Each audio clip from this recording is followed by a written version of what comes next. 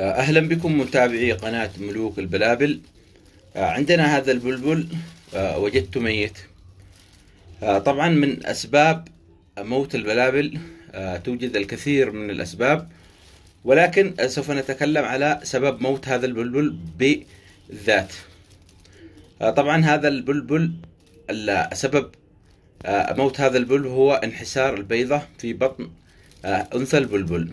طبعا هذه الأنثى كانت تجهز العش، وكانت بدأت تضع البيض، ولكن فجأة لاحظت أن الأنثى بدأت تنفش ريشها.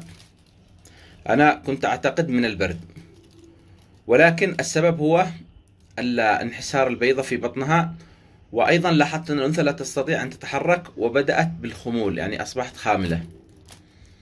كما ذكرت لكم كنت أعتقد من البرد، ولكن طيور البلابل كانت في مكان دافئ، ويعني المكان مناسب. وفي الأخير اتضح لي أن الأنثى ماتت بسبب انحسار البيضة في بطنها، وهذا من الأخطر الأسباب الذي تتعرض له الطيور وتموت الطيور بسببه، هو انحسار البيضة في بطن الطيور.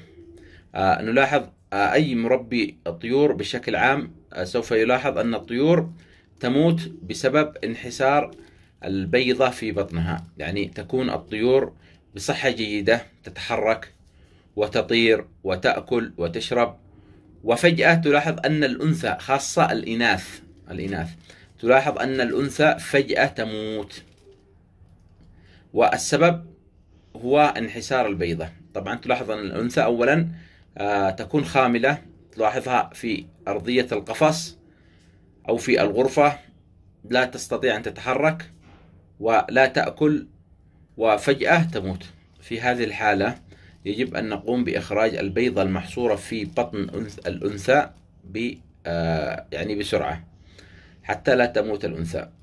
طبعا أنا مربي طيور باجي وطيور كناري وطيور زبرة وبلابل، ودائما تمر علي هذه الحالة، وهي انحسار البيضة، وهي من المشاكل التي